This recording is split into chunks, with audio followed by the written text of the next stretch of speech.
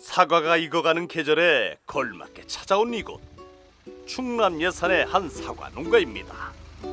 그런데 이곳의 사과는 조금 색다른 변신을 합니다. 농업의 성공 모델에서 우리 경제의 미래 비전을 찾아보는 억대농부 이야기. 오늘의 주인공 정재민 씨를 만나봅니다. 안녕하세요. 충남 예산에서요 사과 농사도 짓고 그다음에 와인도 만들고 있고 또 체험도 하고 있는 정재민이라고 합니다. 저희 사과 농장은 한 10,000평 정도 되고요. 1년에 한 50톤 정도의 사과를 생산하고 있고요. 한 70%는 직접 판매하고 있고 나머지 30%로 이제 와인을 한 3만 병 정도 1년간 생산하고 있습니다. 정재민 씨가 처음부터 농업의 길을 갔던 것은 아닙니다. 그는 1990년대에 가족과 함께 캐나다로 이민을 떠났었는데요. 그때 사과 농장에 갔다가 많은 것을 생각하게 됐다고 합니다.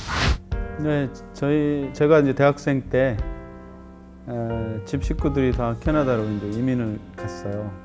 그래서 저는 이제 사실은 가기 싫었는데 뭐 부모님들이 다 가니까 따라갈 수밖에 없었고, 그래서 캐나다에 가서 이제 농장들을 이렇게 관광 삼아서 체험 삼아서 다녀봤는데 제가 1989년도인데 아니 캐나다 농부들은 너무 멋지게 사는 거예요.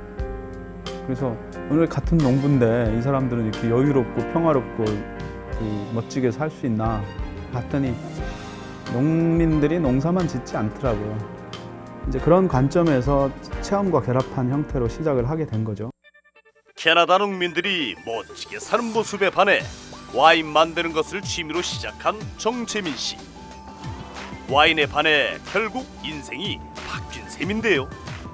와인 제조법을 배우다가 가르치게 됐고, 그러다가 결국 자신만의 와인을 만들어 보자는 생각이 들어 다시 한국으로 돌아오게 됐다고 합니다. 그래서 저도 이제 외국에서 술 만드는 걸 배워가지고 왔는데 양조용 포도로 만들었죠. 근데 한국에 들어와 봤더니 포도는 많은데 포도가 없는 거예요. 즉 술 만드는 포도를 찾기가 힘들더라고요. 그래서 장인어른이 사과밭을 하고 계셨고, 그래서 그러면은 차라리 사과로 한번 해보자.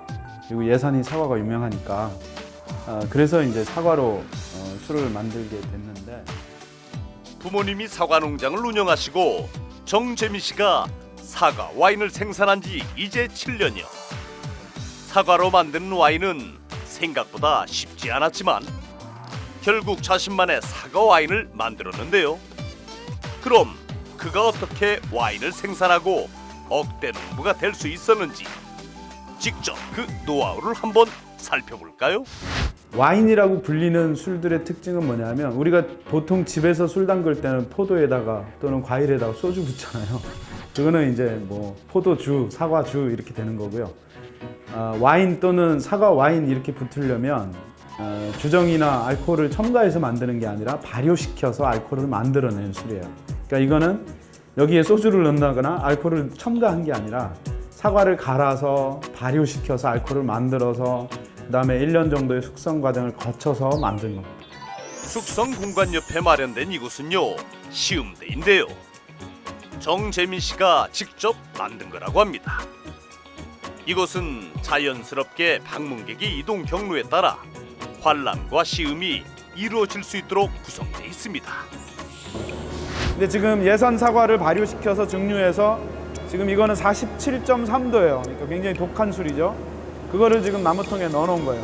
그거를 이제 한 3년 정도 놔뒀다가 꺼내서 병에 넣게 되면 우리가 이제 어르신들이 얘기하는 양주, 사과 증류주죠. 오크통 숙성된 거.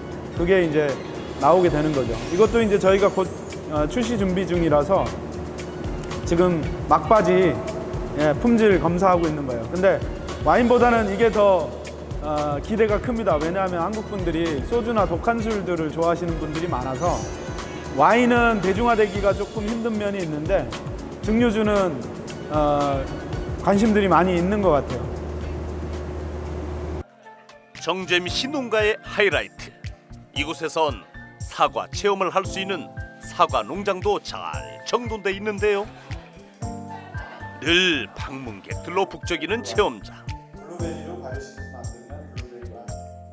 많은 이들이 사과와 관련된 다양한 체험을 통해 추억도 쌓고 즐길 수 있다고 합니다.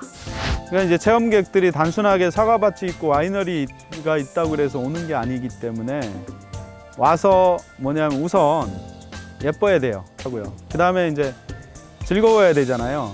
그러니까 이제 어린이들이 왔을 때 트랙터 기차를 만들어서 사과밭을 이제 타고 한 바퀴 돌게 한달지 뭐 이런 즐거움도 줘야 되고 안전해야 되잖아요. 그래서 다치지 않도록 여러 가지 이제 편의 시설들도 두고 그 다음에 이제 편하게 앉아서 밥 먹을 수 있고 비를 피할 수 있고 뭐 이런 세심한 배려들을 하고 있죠. 주인공 농장만의 특색 있는 또 하나의 비결, 바로 매년 예산 사과 와인 페스티벌을 진행하고 있다는 건데요.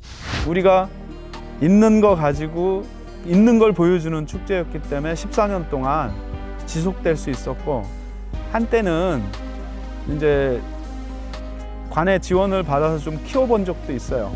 근데 하루에 10,000명이 왔어요. 그러니까 주차 문제.